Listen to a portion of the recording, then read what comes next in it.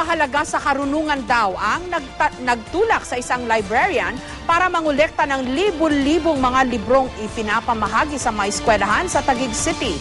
Pangarap din daw niyang magkaroon ng silid-aklatan ng bawat paaralan. Kilalanin siya sa report ni Salima Refran.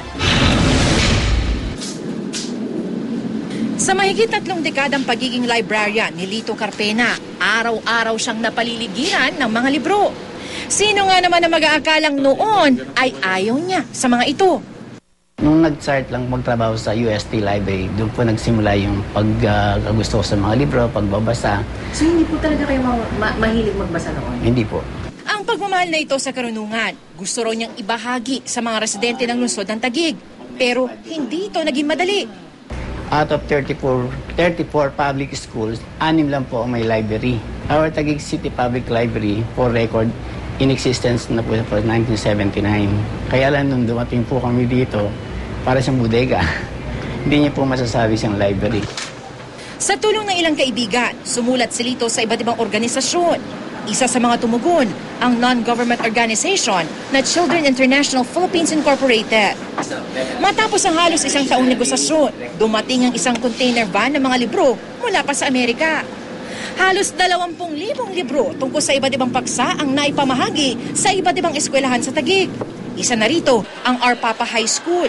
Dati raw, kulang na kulang ang libro rito. Minsan, pagka meron kaming assignment, di man lang po namin nakukuha ng tama yung sagot. Kasi pag pumupunta po kaming library, wala pong ganun libro. Ngayon, bagamat inaayos pa ang kanilang library, puno na ito ng mga librong mapakikinabangan ng mga estudyante.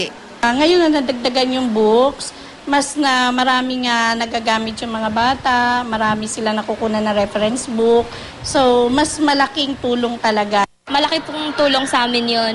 Hindi lang po sa pag-aaral, kundi mas mapapalawak po yung kaalaman namin tungkol sa mga bagay-bagay sa kapaligiran namin.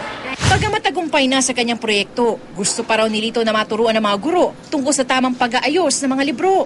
At isa raw sa matayog niyang pangarap ay magkaroon ng silid-aklatan ng bawat eskwelahan. Nang sa gayon ay mas maraming mag-aaral pa ang mahumaling sa pagbabasa. Marami kang matututunan, maraming makakapaglakbay ka through books. Internet provides unlimited lang hindi kaya bigay ng libro. Salima Refran, GMA News.